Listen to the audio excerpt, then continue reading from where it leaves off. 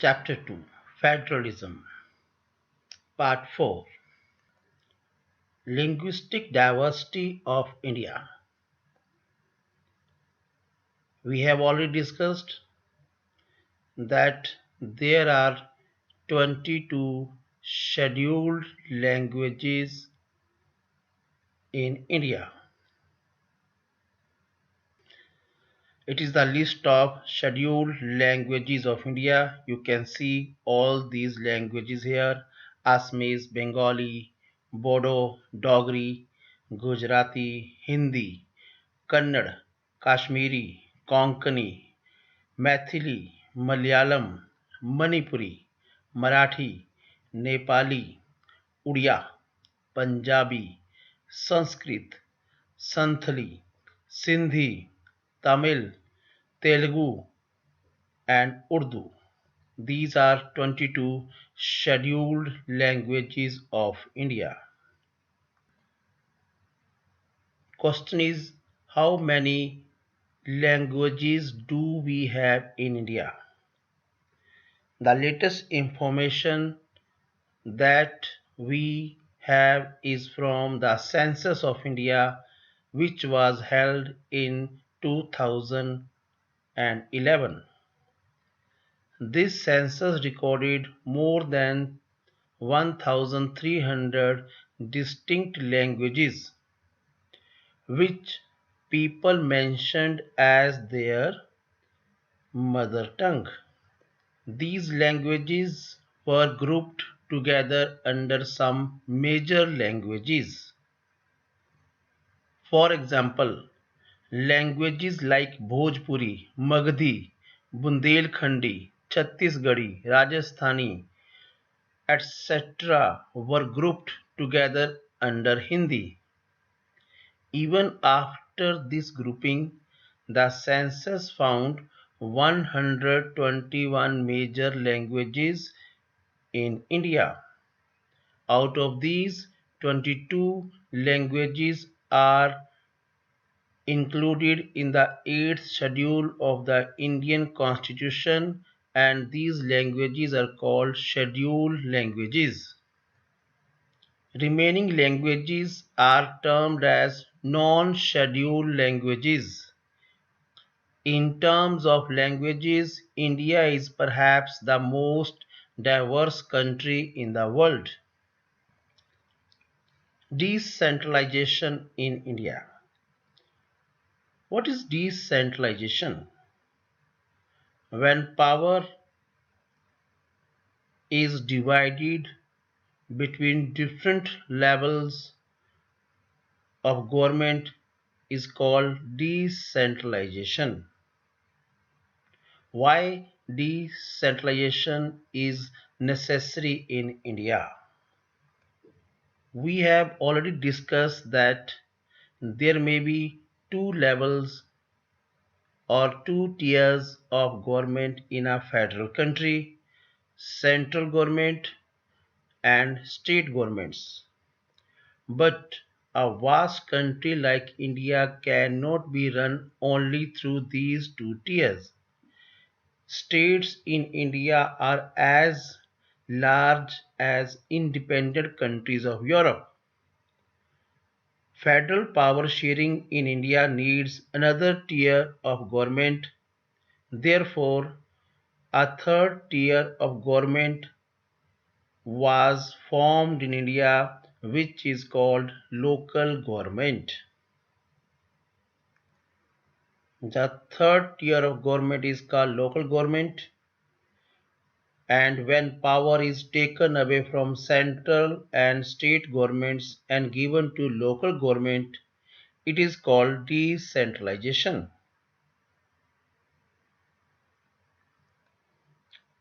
Under decentralization, power in India is divided with various levels such as state government and local government. You can see in this diagram union government, state government, and local government. There are two types of local government. In the cities, it is called municipality, In the villages, it is called panchayat system. Municipality may be of three categories: municipal corporations, municipal councils, and nagar panchayats. This division is done according to population of a particular city. In Panchayati Raj system, there are three levels of Panchayati Raj system. In the villages, we are having village panchayat.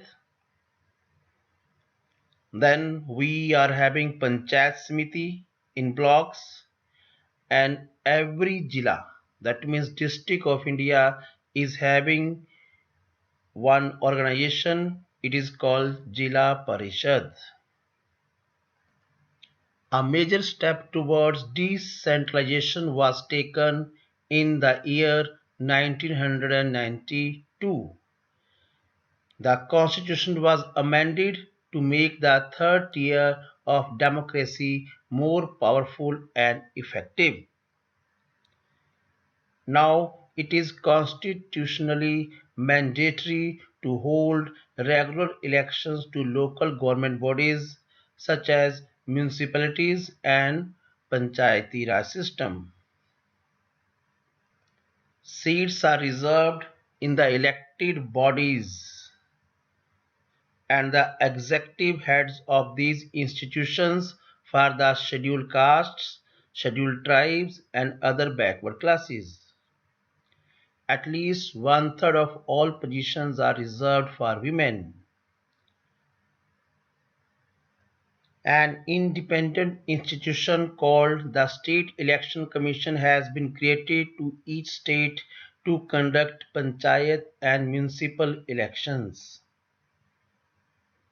The state governments are required to share some powers and revenue with local government bodies. Rural local government is popularly known by the name Panchayati Raj. Each village or a group of villages in some states has a Gram Panchayat. This is a council consisting of several ward members, generally called Panch, and a president, which is generally called Sarpanch.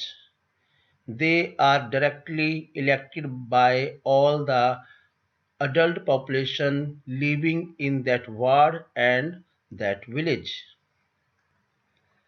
The local government structure goes right up to the district level. A few gram panchayats are grouped together to form, which is generally called a panchayat samiti or block or mandal. The members of this representative body are elected by all the panchayat members in that area. All the panchayat samitis or block samitis in a district forms the Jila Parishad.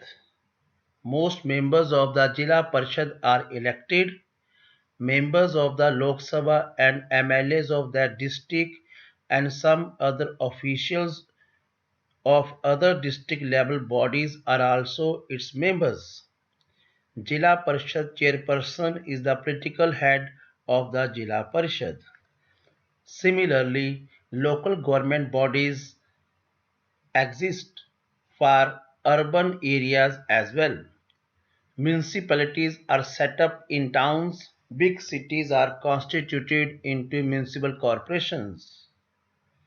Both municipalities and municipal corporations are controlled by elected bodies consisting of people's representatives. Municipal chairperson is the political head of the municipality. In a municipal corporation, such an officer is called the mayor. For municipal corporation also, city is divided into some wards, and the member elected from these wards are generally called councillors. Do you know there are now more than 36 lakh elected representatives in the panchayats and municipalities, etc., all over the country. Once again, you can see decentralization in India. First union government, then state government, local government, in the cities municipality, in the villages panchayati raj system, municipalities such as municipal corporation, municipal council and nagar panchayat. Panchayati system has three levels: village panchayat, panchayat samiti or block samiti, and jila parishad. This panchayati raj system in India has taken power up to local level. Thank you for watching the video. Subscribe the channel www.youtube.com/ramsharmalive.